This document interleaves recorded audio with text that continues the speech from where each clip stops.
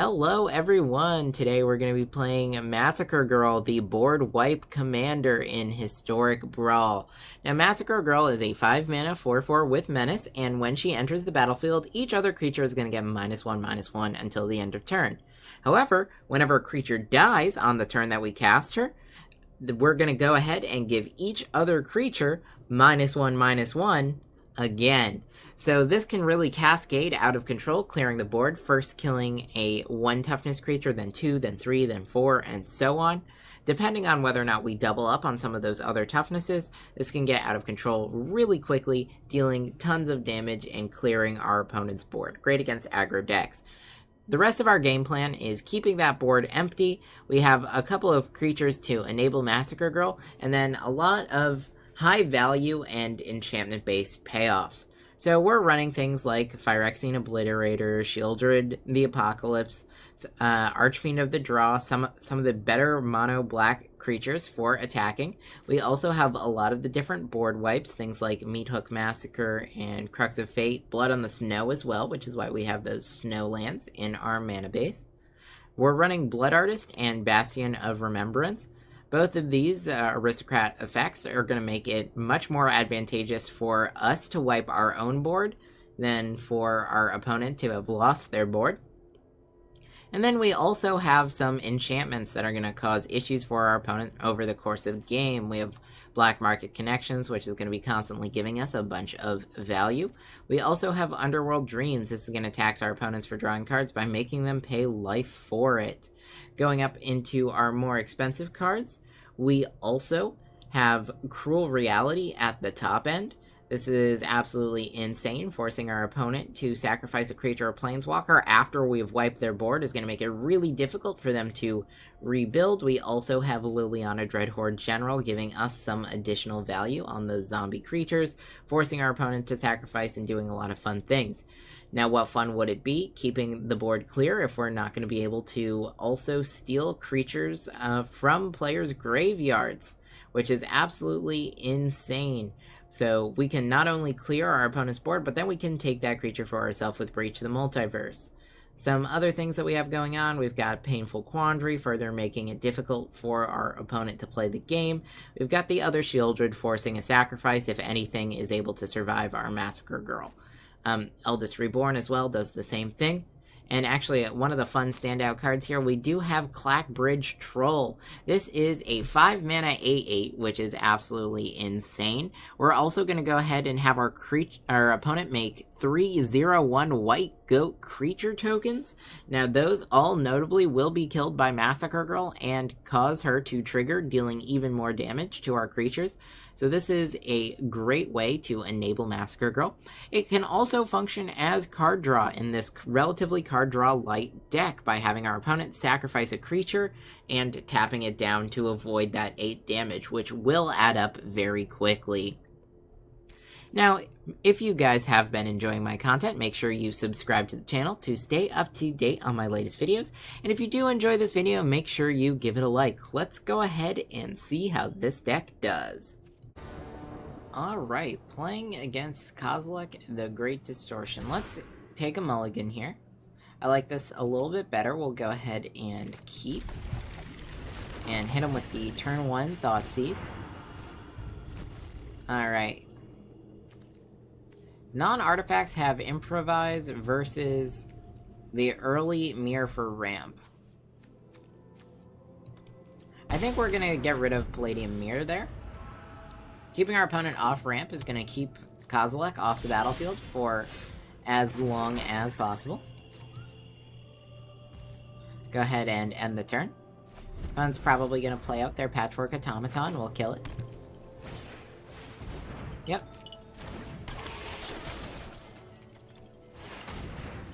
Goodbye. Alright. Let's go ahead and play out our Bastion of Remembrance here. It is one thing to keep our opponent a little bit behind in mana, and it's another to actually be damaging them. We do want to get our opponent on a clock. Let's go Noble here. And there's our first point of damage.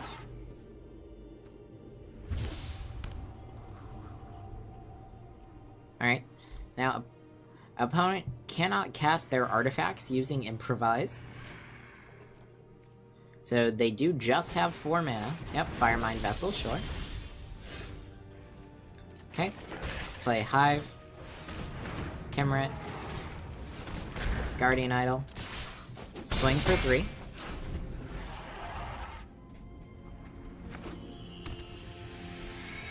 Next turn, we can start animating the Hive and swinging in. My guess is they're probably gonna kill one of our creatures. Honestly, Timeret would be the best for us. Noble is the one that they pick, though. Makes sense.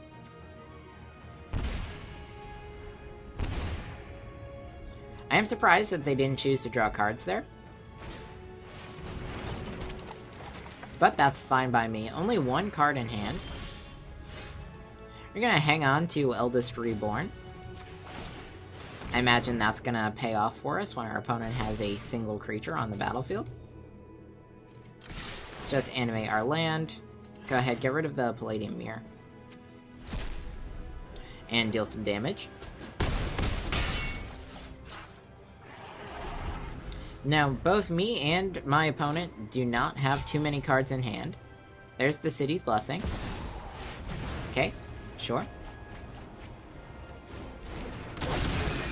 Eldest Reborn, gonna be very strong here. I'm hoping it won't get countered. Sure. What are the odds of them having a card with mana value 5? Let's find out. Eldest Reborn. Seems like they don't. So, goodbye, Kozilek.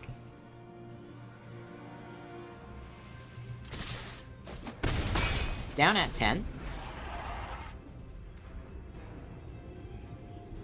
Now that we have Meathook Massacre, not only are we going to be able to wipe our board, but we'll deal an additional damage, so that's 4 potential damage off both Bastion and Meathook, just based on our board. Immortal Sun, sure.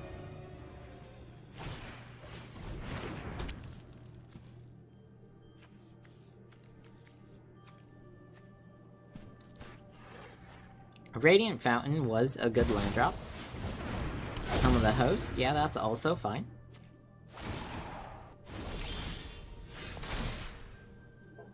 Have our opponent discard a card. Now, I do think we're just going to play out the Clackbridge Troll pre-combat, since it does have haste.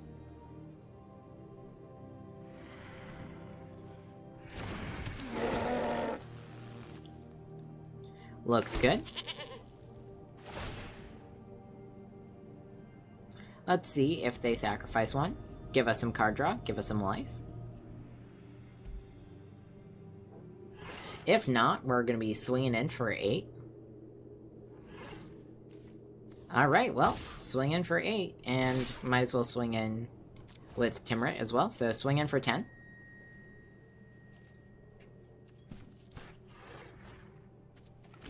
Okay, yeah. Blocks, no blocks, we'll see. No blocks.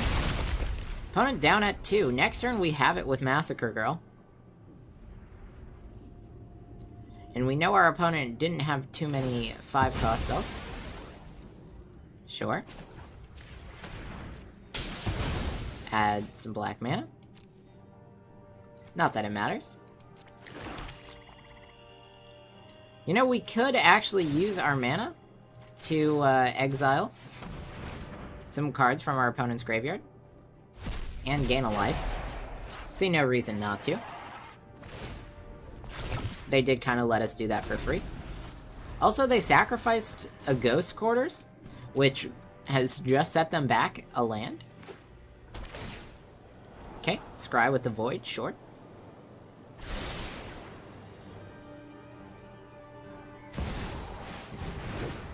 Alright, Platinum Angel. That is a fun card to have out on the battlefield for our opponent. Though, notably, I think they're going to find out fairly quickly. Kozilek, yep. We're needing really no 5 costs here. That's what we're looking for. I want an uncountered Massacre Girl. Perfect. Massacre Girl.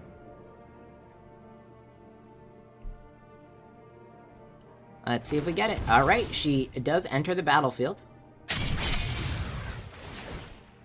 Yep. So now all we need is for Platinum Angel to die, which, notably, it should die.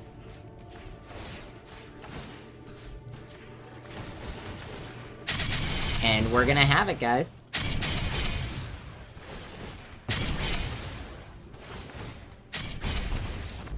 Good game. Alright, here we are on the draw. This is actually a pretty good starting hand. I like this, so we'll go ahead and keep. And we're playing into Legolas. We've already built Legolas, so we kind of know what this deck is trying to do, what it's up to. Let's go ahead and start with our tap land. We can use Bowmasters to ping down Elvish Mystic. That could be very strong. As a matter of fact, I think we will do that right now. No need to flash it out. Keeping our opponent off mana is going to be strong for us. Next turn, we've got Phyrexian Arena. We also have Dark Ritual, which is going to give us some more options to cheat out one of our better spells early. I think an early Phyrexian Arena is going to be very strong. Yep. Audacity, get the +1/+1 counter. That's fine.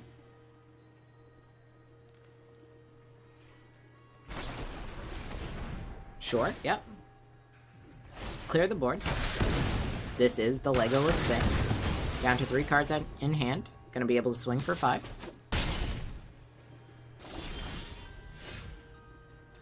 Well, there is one particularly clean way to deal with Legolas.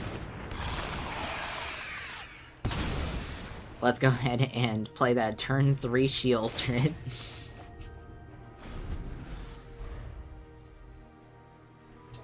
Things are gonna be pretty good for us. We also have this Bloodchief's Thirst. That's also gonna be very strong. Let's play out Phyrexian Arena. Season of Growth is gonna be good for our opponent, but I think we have the edge now, and we're gonna be holding on to that. If we find another land, we can go Clackridge Toll. Okay, card foretold. Going good. If our opponent keeps passing the turn back to us, we're just going to keep getting our value. We are down at 16, so Phyrexian Arena will eventually become a problem. I will play out the Troll now. We'll see if we can get our life gain. Yep. Our opponent gets 3 Scry triggers. That's fine. That was going to happen regardless, because they had the Season of Growth.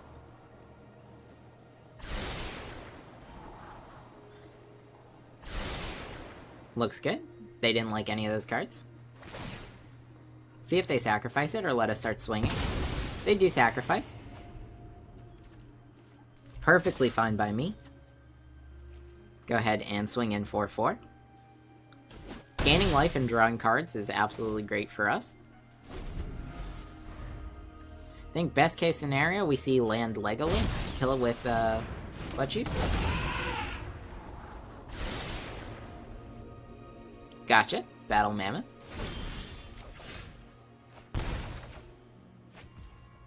Alright, now we don't have Cruel Reality mana just yet. Do we want to kill the Battle Mammoth? I think we do. They'll get to draw a card. And we'll get to swing out. Yep. 1 card isn't that big of a deal. Opponent's gonna go ahead and sacrifice. Now it looks like we've got it. Alright. Battle of the Mono Black decks. Now, I think this hand is a little bit too expensive. I actually want something to do a little bit earlier. I like this. We'll go ahead and keep. Gotta say hello back. We're nice. Go ahead and play our land for turn. Now, Changeling Outcast might seem like a problem, but Massacre Girl is going to be such a clean answer to our opponent's entire board. Let's go ahead and play out Ornithopter of Paradise. We're just going to keep on ramping. Yep, we're going to see Gix here. No blocks. Yep. Gonna pay some life, draw some cards. Okay. No attacks on the turn here. We're gonna go for the Throat to kill Gix after our opponent attacks, I believe. Yep. Just gonna do that nice and easy. No extra cards for them this turn. Yep, we'll just take the damage. We also have Massacre Worm, which is going to be very strong for us. Yeah. Opponent's going to be a little bit afraid of Massacre Girl. Sure, kills the Ornithopter.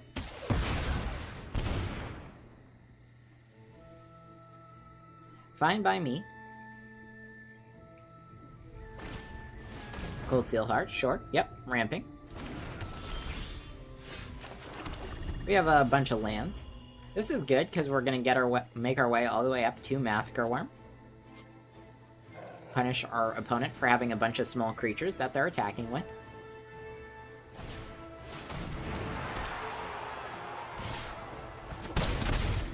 Interesting, alright. Phyrexian Arena, yep. Let's go ahead and play out our Phyrexian Obliterator.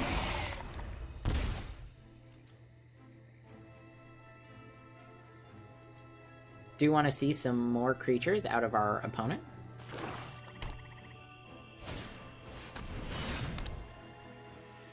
Alright.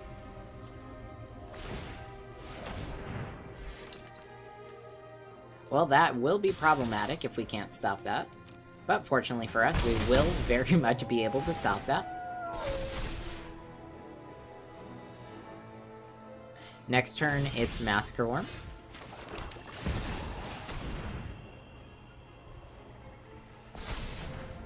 Yep, adds mana, sure.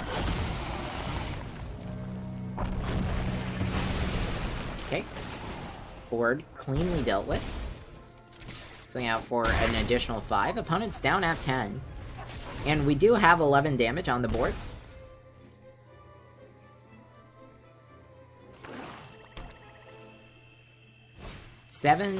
We deal 9 with Grey Merchant.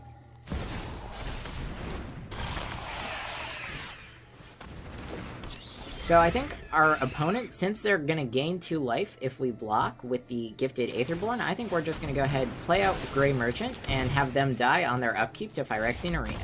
Yep, we've got it. Alright, playing against Garuda. Now this actually looks like a hand that I can keep, and so I will. As one does. Now, just thinking about value here, Dark Ritual Phyrexian Arena might be an incredibly strong turn 1. Giving us access to a lot more lands. But we'll see what we draw. Me Hook Massacre. Yeah, I think we're going to go Dark Ritual Phyrexian Arena. It's going to let us see a lot more cards over the course of the game and let us be very aggressive with our plays. Okay, Priest of Forgotten Gods. Let's just feed the Swarm. Kill that right away. Things are looking pretty good. Alright. Shambling Gas, hold up Shieldred's Edict. Okay, double depth, sure. Draw a card. I mean, I think we'll just have them sacrifice their non-token creature. The reason we're doing that now is because I want this Shieldred to be able to kill one of our opponent's creatures when we inevitably cast it next turn. Let's go Bastion. Nested Shambler. Start dealing some damage. Solemn Simulacrum, sure. We'll go Shieldred, have them sacrifice that. They'll draw a card, that's okay.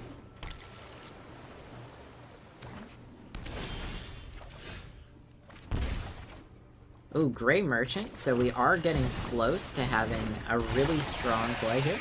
Solemn Simulacrum. Yep, you can draw your card. I'll attack.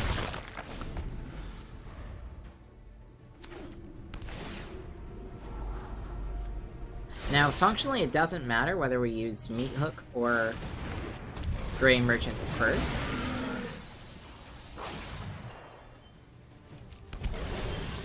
Nightmare Shepherd, alright. I think we go Eldest Reborn here.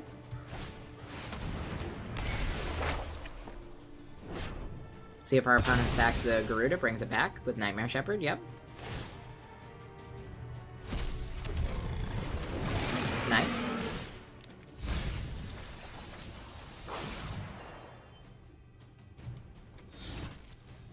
Okay, Thassa. So that's to Flicker Garuda. Let's swing with Sheoldred and I think the Shambling Ghast.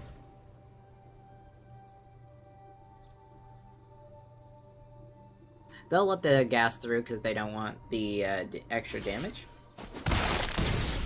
Okay, or they'll just block like that. It's kind of funny. That just gives us a free treasure token. End the turn. Opponent's gonna have to discard a card next turn. Okay, yep, Garuda, they're gonna flip that.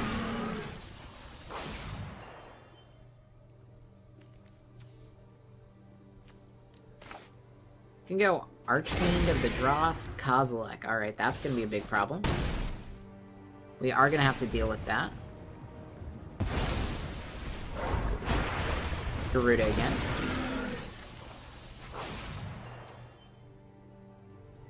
Let's see, 1, 2. That's 3. Sure. I'm gonna play out the Reassembling Skeleton with the treasure token, just because it makes Massacre math a little bit better. We don't kill Kozilek here.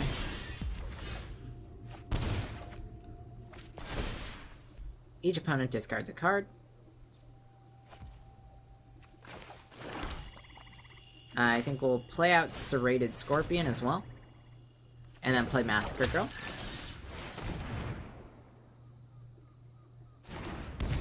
Alright. Again, we'll see if the math checks out. Yep, if they make the 1/1 copy, it'll just die.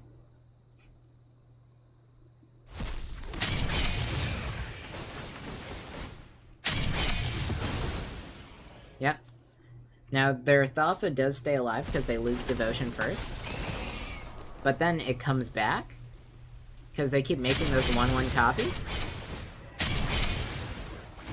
Gonna be honest, I wasn't quite expecting the opponent to make so many 1/1 tokens here. It's actually quite advantageous for us. We do have our opponent down at 10 now.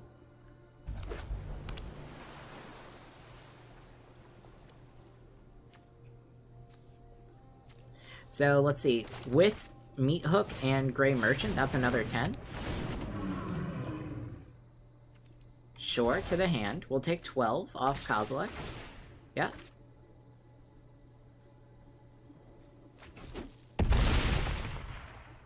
Alright.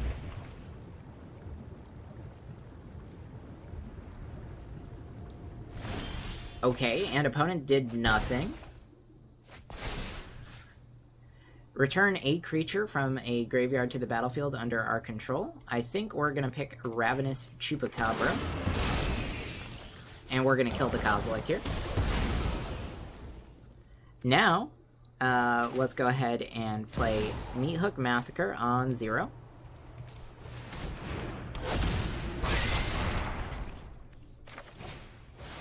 And Gray Merchant. This has our opponent down at 1. Things are looking pretty good for us. If either of our creatures die, we're going to be winning the game here. Now, notably, we do have access to 8 mana. And this is 5. And this is 2. And we have Bastion and Meat Hook. Yep, returning the Gray Merchant to my hand, okay. Yeah, we've got it, alright. Okay, everyone, I hope you enjoyed. As we saw, Massacre Girl is a very powerful situational commander. Now, most of the time, it's going to be best to keep her over in the command zone until it's the appropriate time to play her. Now, killing your own creatures does not always have to be a downside. A lot of times we're winning the game by wiping our own board, or setting up a situation where our opponents actually can't attack us because any of our creatures dying will result in their own loss. We also do have a lot of valuable enchantments in the deck, making it more and more difficult for our opponent to play the game and kind of forcing them into a play pattern where we can get the advantage and close out the game. If you guys enjoyed this video, make sure you give it a like, and if you have any ideas for another deck you'd like to see me play, why don't you let me know in a comment down below. I'll see you all next time.